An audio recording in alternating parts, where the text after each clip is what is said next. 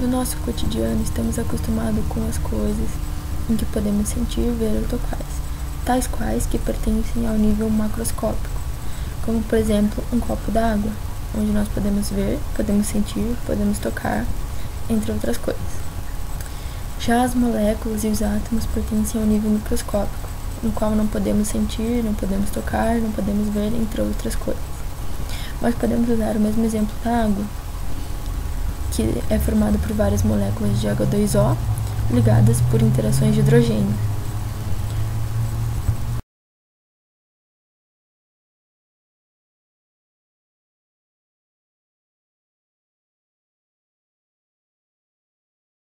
Baseado no nível microscópico, foram desenvolvidas as teorias atômicas que vamos ver a seguir.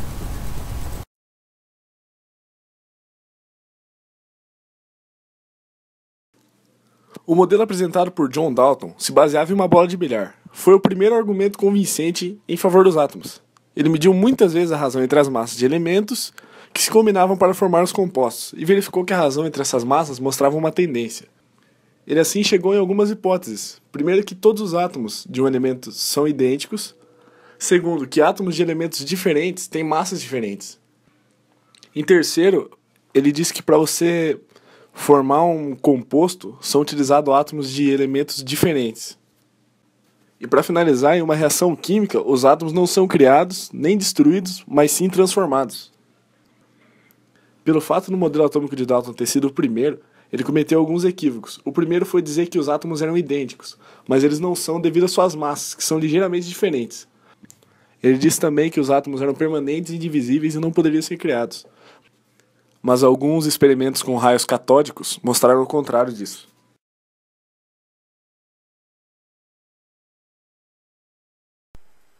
O modelo atômico proposto por Thomson se baseava na estrutura de um pudim de passas, onde os elétrons estariam embutidos no próprio átomo, sendo este uma esfera positiva. Thomson concluiu que os elétrons seriam pequenas frações do tamanho do átomo, uma vez que representariam uma pequena fração da massa do átomo. Com a descoberta do próton pelo cientista alemão Eugene Goldstein, o modelo de Thomson tornou-se incoerente, sendo que não contava com a existência dos prótons. Seu modelo foi substituído pelo de Rutherford.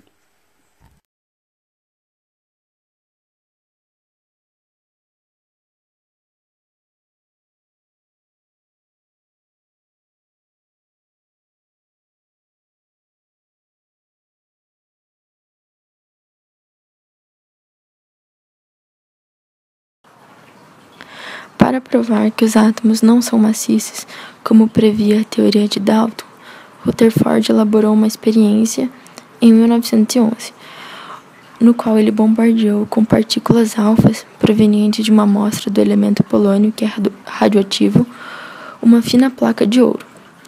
Foi então que ele notou que a maioria dessas partículas atravessava a lâmina e pouquíssimas eram repelidas ou desviadas. E a partir disso, ele formulou alguns postulados. Tais postulados foram: primeiro, o átomo não é maciço, apresentando mais espaços vazios do que preenchido.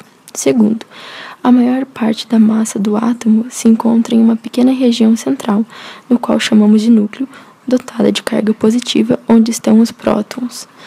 Terceiro, na região ao redor do núcleo, onde chamamos de eletrosfera, estão os elétrons.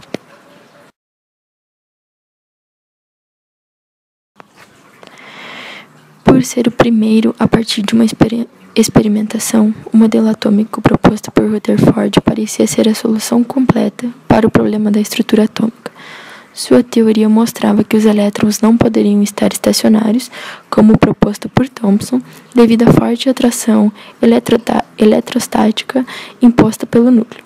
De acordo com as suas preposições, uma única solução seria apontar uma movimentação eletrônica em órbitas, as quais poderiam ser comparadas com as do planeta, sempre ao redor do núcleo. Porém,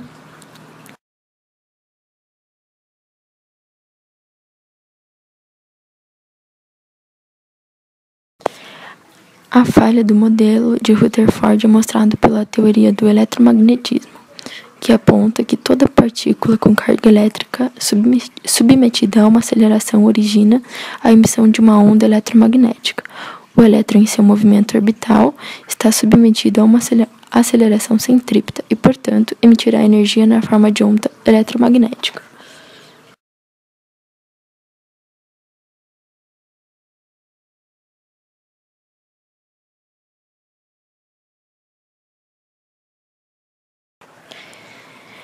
Em 1913, Born propôs um modelo atômico mais completo, explicando os espectros atômicos.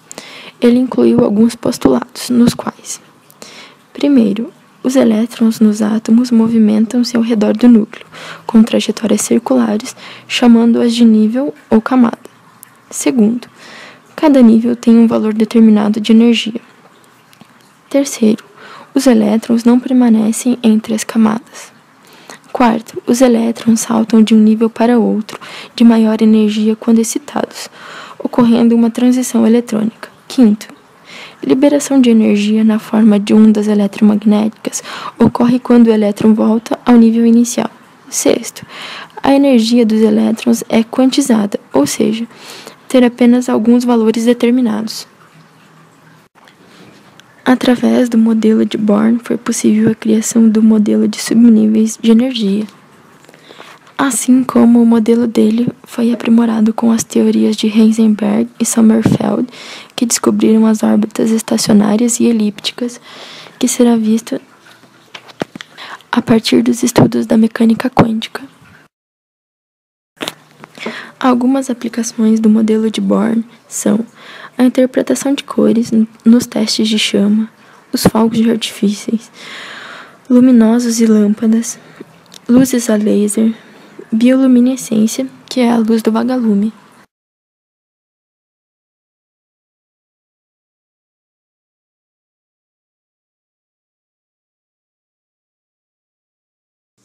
O físico alemão Max Planck propôs que a troca de energia entre a matéria e a radiação ocorre em quanta, isso é, em pacotes de energia.